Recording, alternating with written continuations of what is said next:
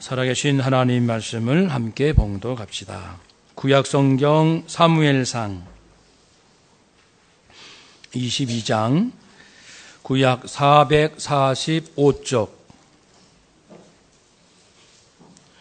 사무엘상 22장 1절로 5절까지입니다. 함께 봉독합시다. 그러므로 다윗이 그곳을 떠나 아둘람 굴로 도망하며 그의 형제와 아버지의 온 집이 듣고 그리로 내려가서 그에게 이르렀고, 환난당한 모든 자와 빚진 모든 자와 마음이 원통한 자가 다 그에게로 모였고, 그는 그들의 우두머리가 되었는데 그와 함께한 자가 400명가량이었더라. 다윗이 거기서 모압 미스베로 가서 모압 왕에게 이르되, 하나님이 나를 위하여 어떻게 하실지를 내가 알기까지 나의 부모가 나와서 당신들과 함께 있게 하기를 정하였나이다 하고 부모를 인도하여 모압 왕 앞에 나아갔더니 그들은 다윗이 요새에 있을 동안에 모압 왕과 함께 있었더라. 선지자 갓이 다윗에게 이르되, 너는 이 요새에 있지 말고 떠나 유다 땅으로 들어가라. 다윗이 떠나 헤롯 수풀에 이르니라. 아멘. 우리에게 부모님을 주신 하나님을 찬양합시다. 할렐루야. 아멘. 또 우리 한 주간 믿음으로 또 하나님의 사랑으로 살려고 애를 쓰신 우리 귀한 성도님들 서로 격려하며 인사합시다. 수고 많으셨습니다.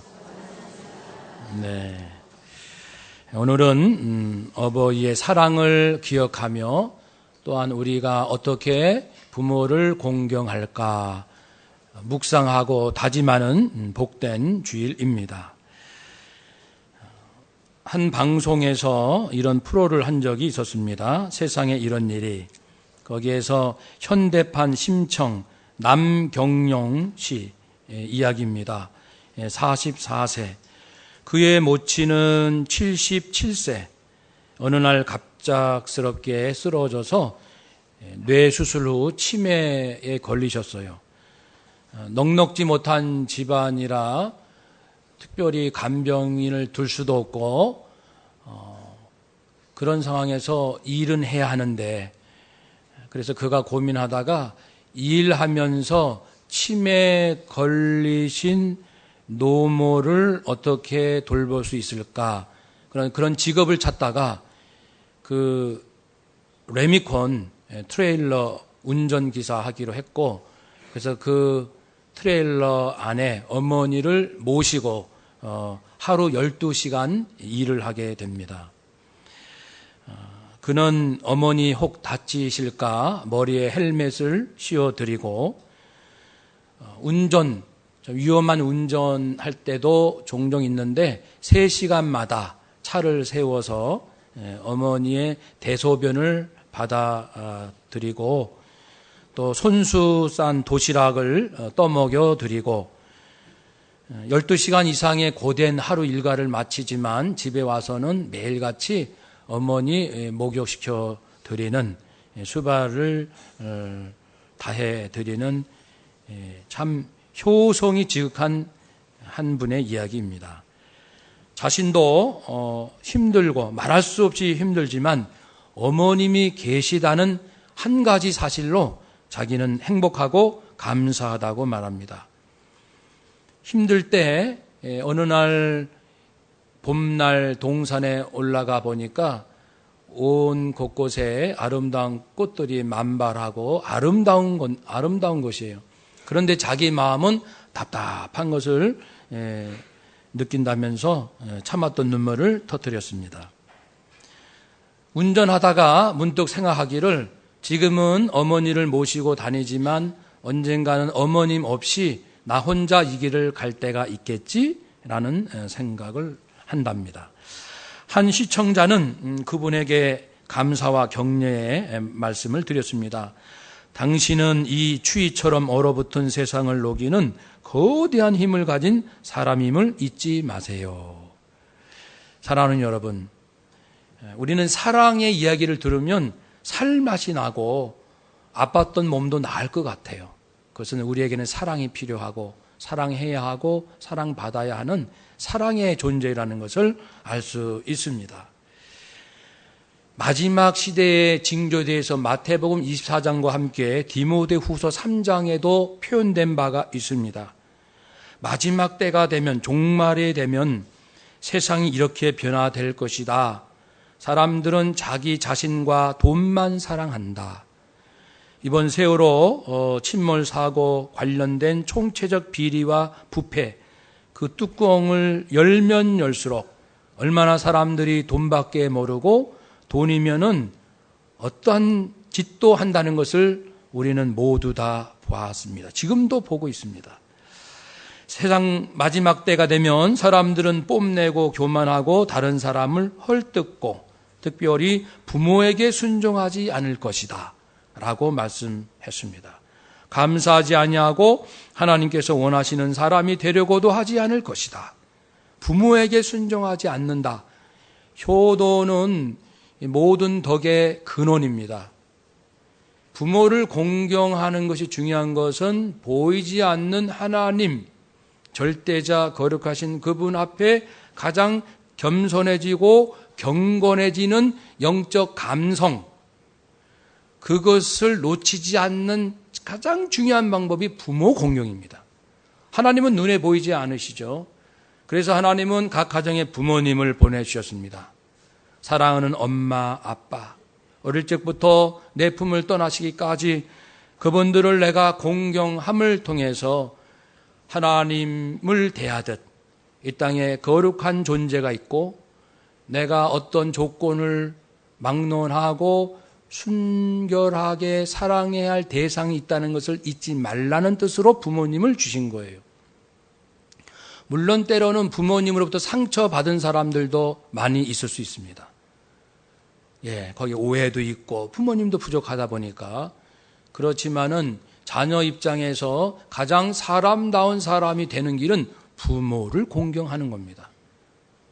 부모는 보이지 않는 하나님의 영광으로 우리가 이해하면서 잘 섬겨야 할 것입니다. 믿음이 좋은 사람은 부모님을 공경해야 하고 더 나아가서 형제, 소자에게 한 것이 나에게 한 것이다. 예수님이 그러셨잖아요. 그러니까 먼저는 부모 공경입니다. 부모를 공경할 줄 모르는 사람이 어떻게 형제를 사랑하고 소자, 세상에서 그다지 주목받지 못하는 사람을 따뜻하게 사랑할 수 있겠습니까? 부모를 공경할 줄 모르는 사람이. 그러나 안타까운 것은 하나님을 모르는 사람은 그렇다 치더라도 하나님을 믿는 목회자 중에도 불효자가 있어요. 그런 얘기도 가끔 들어요. 우리가 들어도 이건 정말 너무했다. 그런 목사님도 사실은 있어요. 장로님 중에도 불효하는 분이 계실 수도 있겠죠.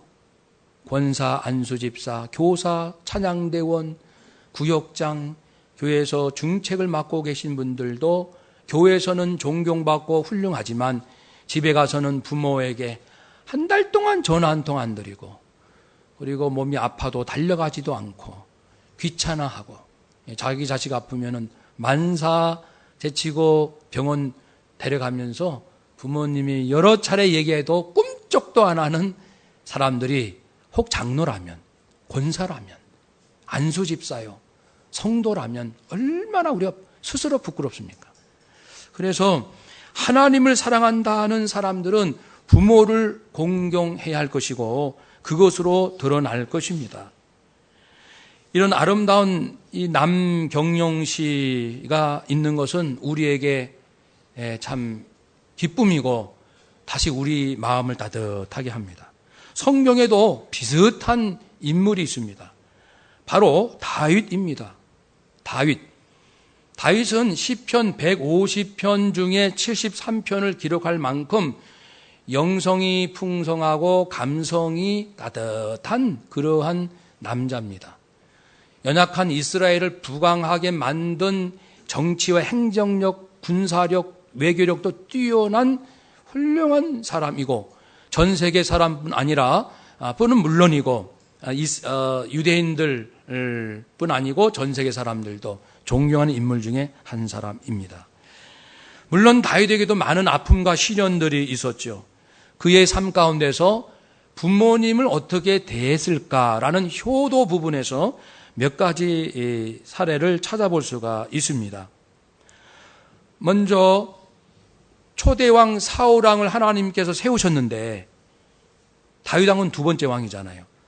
이 사울왕이 처음에는 잘 하더니 조금 지나니까 교만하고 백성을 탄압하고 제사장 가족들을 무참히 죽이고 그러니까 못된 짓을 너무 많이 했어요. 그래서 하나님께서 안 되겠다. 사울 왕을 내가 폐하리라. 그리고 후임으로 사람을 찾습니다. 찾기 위해서 사무엘 선지자가 이새의 집에 도착해서 너희의 아들들을 데려오라. 8명의 아들이 있는데 7명을 데려왔어요. 그런데 하나님께서 아니다. 이 중에는 없다. 그러니까 이보시오. 아직 안 온 아들이 혹 더 있습니까? 있긴 있는데 저 들에서 양을 치고 양을 지키고 있는 막내는 있습니다. 그 양을 지킨다는 표현이 그냥 이렇게 소일거리로 한가하게 양을 돌보는 것이 아니고요. 나중에 사울왕 앞에서 골리앗과 싸우겠다고 그랬을 때 사울왕이 너는 이렇게 나이도 어리고 군사적 훈련 받은 바도 없고 상대방 블레셋 골리앗 장수는 네 나이 때부터 전쟁을 안 사람인데 네가 어떻게 싸우겠느냐 했을 때 자기를 소개하기를 왕이시여. 이 양을 키우다 보면은 사자와 곰 같은 맹수가 나타나는데 나타나면 내가 따라가서 그것을 치고 따라가는 거예요. 여러분 20세 이하의 지금 한 고등학생쯤 되는 나이인데 사자를 따라가요. 우리 같으면 사자 따라가겠습니까? 곰을 따라갑니까? 왜 따라갈까요? 자기가 지켜야 할 양을 물어갔거든요. 물어갔으니까 양을 지키기 위하여, 양을 살려내기 위하여 따라가서 사자 곰을 치고 그 입에서 양 내 새끼를 건져내고 그리고 일어나서 그가 그 맹수가 나를 해하고자 하면 내가 그 수염을 잡고 그것을 쳐 죽였습니다. 저는 이러한 용기와 용맹이 있는 사람입니다. 라고 자기소개를 한 바가 있어요. 막내가 양을 지키고 있습니다. 라는 것은 아버지 입장에서 생각해 보세요. 보통 아버지 같으면 선지자, 이스라엘에서 가장 위대하고 존경받는 사무엘께서 이제 왕을 이 집안에서 찾겠다고 오셨고 자녀들을 데려오라고 명했으면 아들 전체를 불러다가 손발도 씻기고 얼굴도 씻고 이렇게 단장하고 이렇게 대기를 해야 되지 않습니까? 근데 어떻게 막내는 야 너는 필요 없어 그냥 일해라고 했을까요? 그 아버지 마음속에 명확한 표현은 없습니다만은 시편 27편에서의 고백이 잠깐 나오는 게 있는데 그것을 견주어 보면은 아버지가 다소 막내를 소홀히 했어요. 이렇게 함부로 대했고 보통 저는 아마 큰아들이 최고일걸요. 그리고 순번대로 내려갈지도 모르겠어요. 보통은 막내를 끔찍히 사랑하는데 이 경우는 아닌 듯 싶습니다.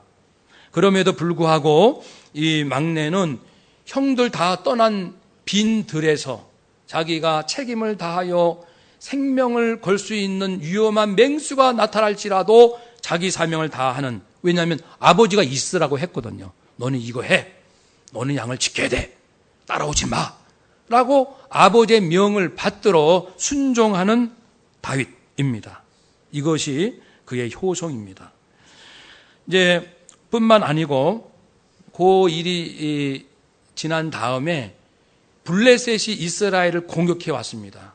쳐들어왔을 때 그때는 징집제가 아니기 때문에 군대가 고정적으로 항상 있는 것이 아닙니다. 군량미도 항상 있는 것이 아니죠. 그때마다 이렇게 뽑습니다. 그래서 8 중에 3 아들이 자원했는지 그 전쟁에 들어갔습니다. 들어갈 때는 자기가 식량을 가지고 갑니다. 군량미가 없으니까. 그런데 40일이 지났어요. 가져간 양식이 다 떨어졌을 겁니다. 아버지가 걱정이 됐습니다.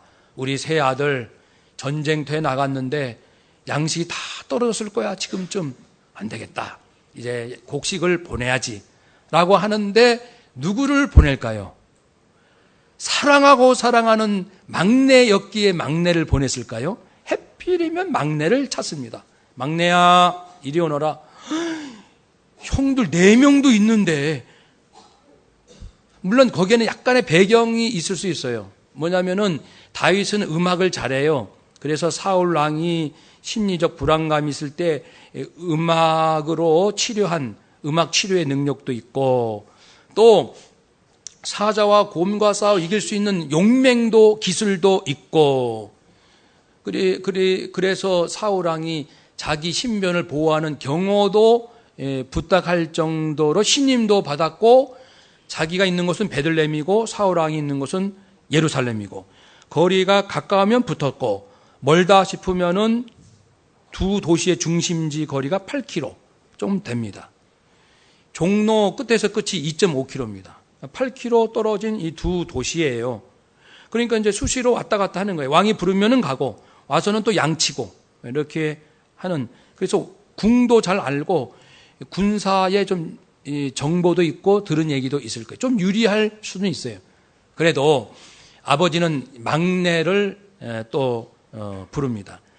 그래서 형들 전쟁하는 곳으로 가서 곡식을 주라. 그곳이 어느 곳입니까? 엘라라는 골짜기입니다. 그것은 예루살렘에서 24km 서남쪽 떨어졌습니다. 그러면은 베들레헴에서 예루살렘에서 엘라 골짜기까지 적게 잡아도 25km, 많이 잡으면 32km 되는 거리 걸어가야 됩니다. 날씨는 덥습니다. 그때 우기이기 때문에 이 두 블레셋과 이스라엘이 골짜기 사이 두고 대치 상태에 있고, 골짜기에는 물이 말라서 이 자갈이 많습니다.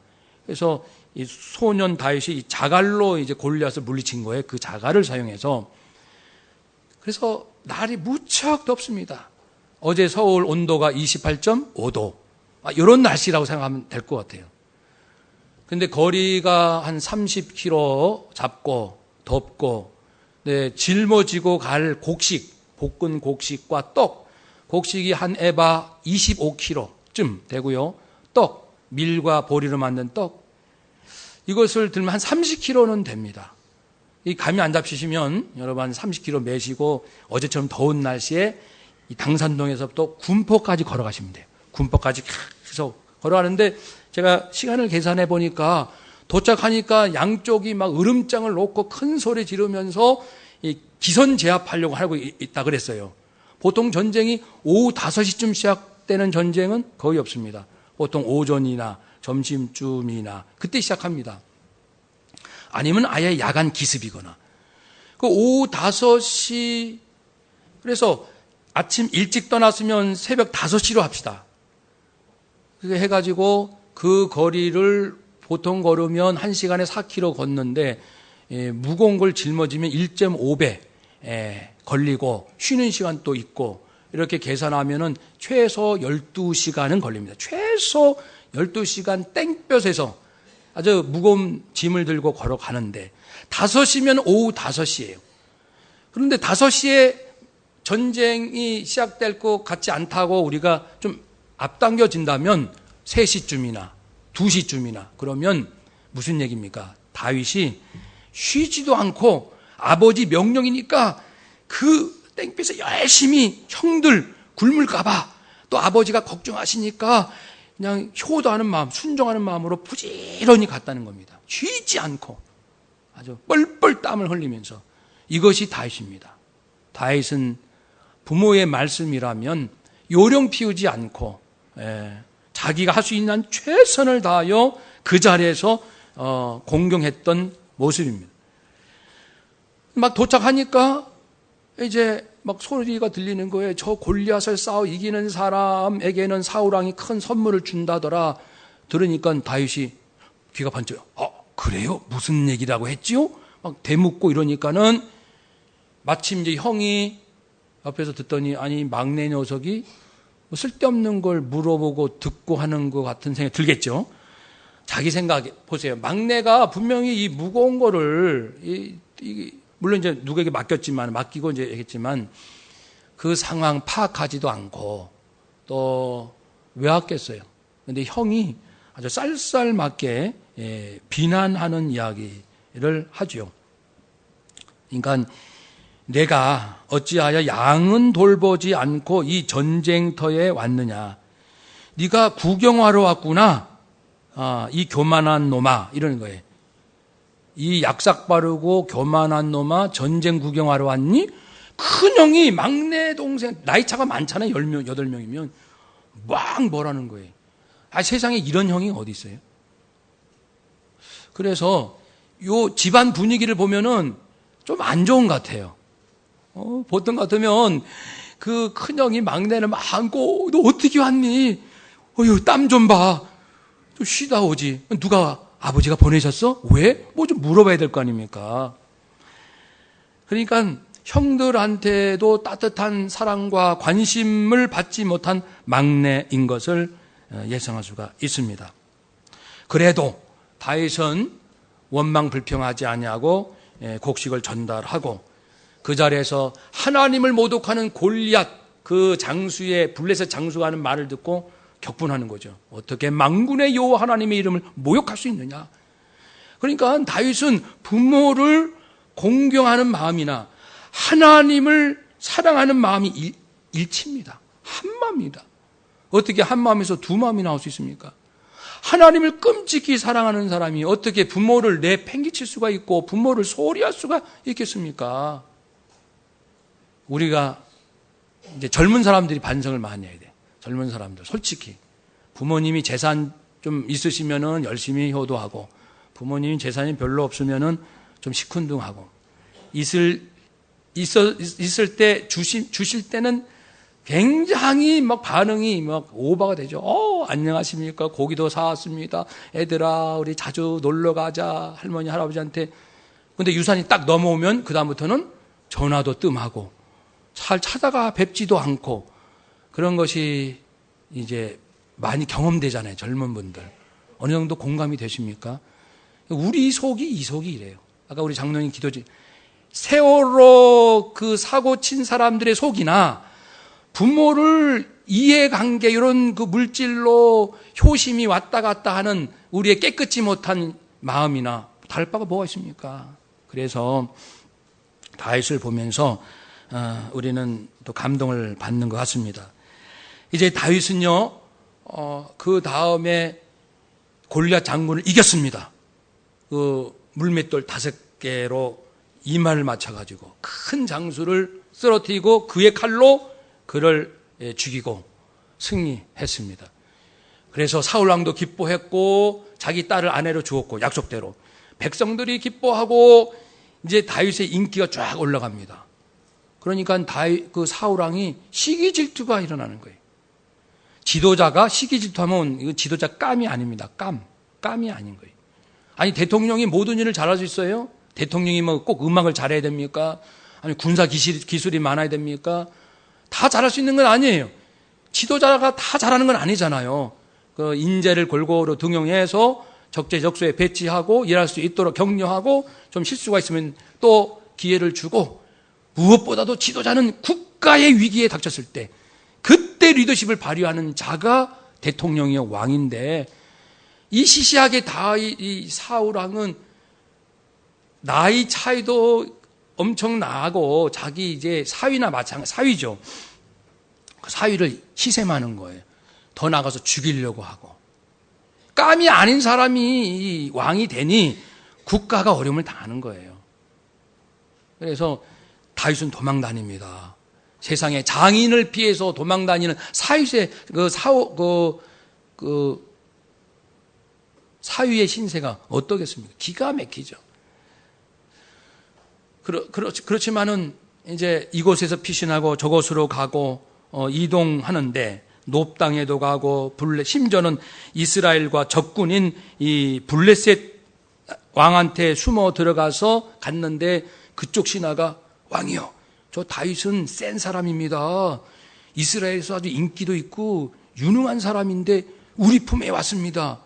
이걸 그냥 내버려두면 안 됩니다. 그 얘기 듣고 다윗은 이제 미친 척합니다. 침을 질질 흘리면서 이렇게 이상한 행동을 하니까 별거 아니네 하면서 위기를 모면하고, 그래도 불안해요, 이곳은. 그래서 다시 오늘 본문 아둘람 굴로 오게 됩니다. 아둘람 굴, 예루살렘 서쪽 부분에 있는데 그곳에서 숨어 있었어요. 근데 어떻게 소문이 이렇게 나가지고 다윗의 부모, 형제, 그리고 다윗을 따라오는 추정하는 400명, 남자만 400명이니까 가족도 따라왔으면 더 이상 됐을 거예요.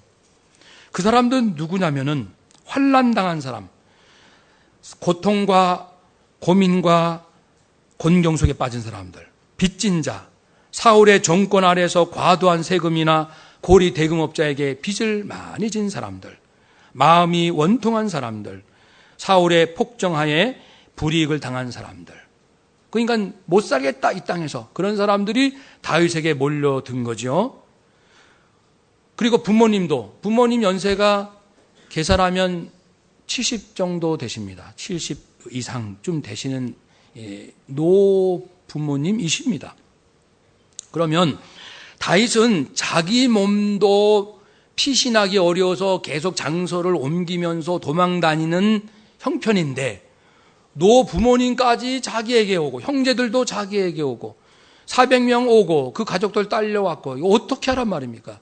정체가 드러날 건 뻔하고 어떻게 감당합니까? 아둘람 굴에서 도저히 안 됩니다.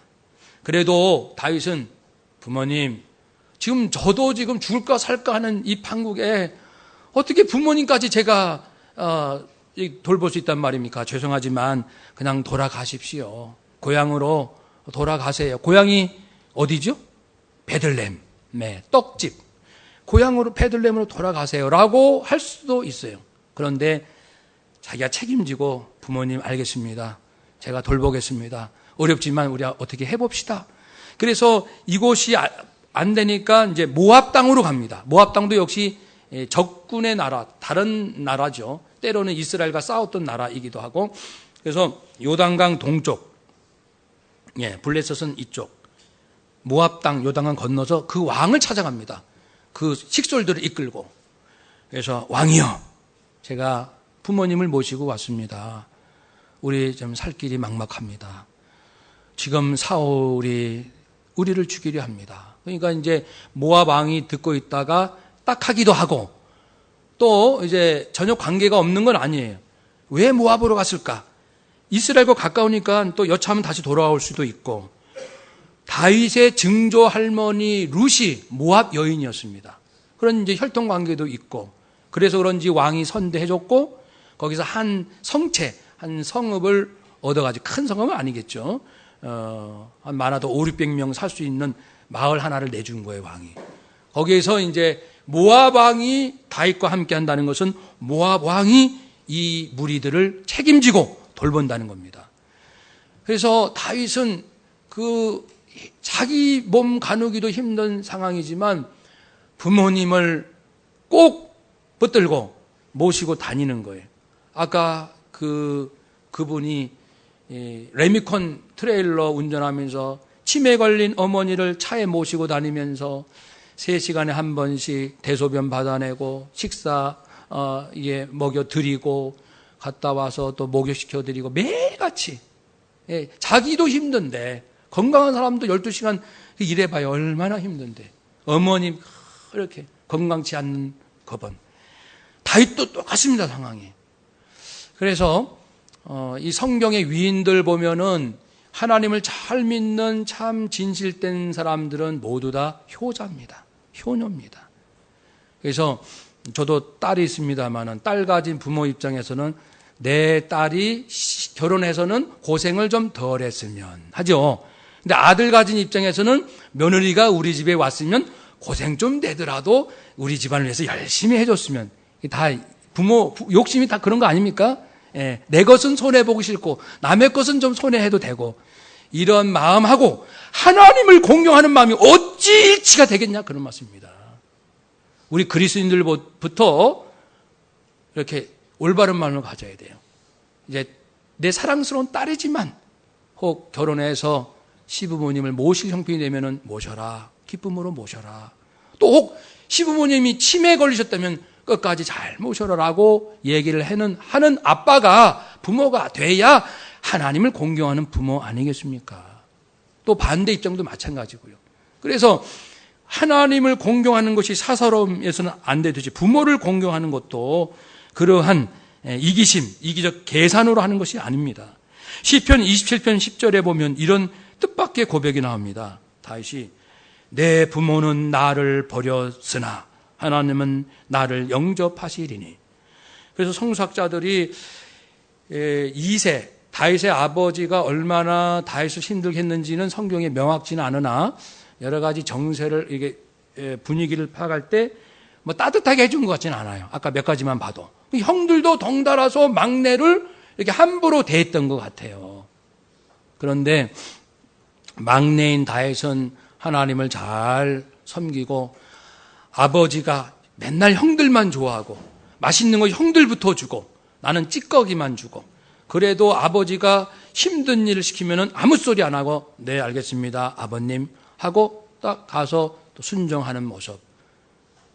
그런 사람이 왕이 돼야 돼요. 그런 사람이 지도자가 돼야 됩니다. 전부 이기적으로 하면은 그런 사람이 지도자가 되면 안 돼요. 백성이 불행합니다. 모든 자가 불행하는 거예요. 그래서 정말 우리는 어버이 주일을 맞이해서 부모된 나는 얼만큼 훌륭한 부모가 됐는지도 우리가 살펴보고, 자녀 입장에서는 부모님께서 나에게 잘해주셨던, 나를 섭섭하게 하셨던 불문하고 자녀된 도리를 하는 거예요. 누구 앞에서요? 하나님 앞에서. 그것이 하나님을 경외하는 사람입니다. 한번 따라 합시다. 남은 인생 자녀된 도리를 다 합시다. 아멘. 가끔 보면은 우리 부모님은 나한테 서운하게 했어. 내 마음 아프게 했어. 그래가지고 그걸 계속 평생 물고 늘어지면서 부모님을 미워하고 은근히 힘들게 하는 사람들도 있어요. 사랑하는 여러분, 인생은 끝날이 옵니다. 주님 앞에 섭니다. 그때 모두 평가받습니다. 꼭 부모 자녀 관계만 아닙니다. 모든 인간관계, 누가 나를 힘들게 하고 아프게 했다 할지라도 그건 그 사람이 하나님 앞에서 계산할 것이고, 나는 나로서 그 상황에서 어떻게 했느냐, 이것을 하나님 앞에 다 고백해야 돼요. 네. 여기 신문 같은 데 보면 정말 못된 시어머니도 계세요. 정말 악한 엄마, 부모도 요즘은 있더라고요. 하도 말세이다 보니까. 진짜 짐승 같은 부모도 있어요. 그래도 자녀가 그리스도인이라면은 그런 대접을, 취급을 받을지라도 자기 도리는 다 하는 것이 장차 하나님 앞에 인정받을 것이고, 그에게 하나님의 상급이 있을 것이고, 또 그런 효성이 진실한 자 하나님께서 어떻게 하십니까? 내 아버지와 어머니를 공경하라. 이것이 약속이 있는 첫 계명이니 이로써 네가 잘되고 땅에서 장수하리라. 아멘. 하나님을 정말 믿으신다면 아무 조건 없이 우리 부모님들 끝까지 따뜻함으로 잘 모실 수 있기를 바라고, 우리 젊은 분들 부모님이 제일 기다리는 것은 전화입니다. 전화 드리는 거예요. 특히 떨어져 있는 상황에서는 다들 바빠요. 전화는 할 수 있잖아요. 제가 아는 어떤 분은 하루에 4번씩 전화를 드려요. 홀로 계신 어머니한테. 아침에 일어나서 자기 전 저녁에, 점심때, 오후 1번. 저도 1번 또는 2번은 매일같이 전화를 드립니다. 처음에는 저도 못했는데 도전을 받고 내가 할 수 있는 것은 전화 드리는 것밖에 없구나.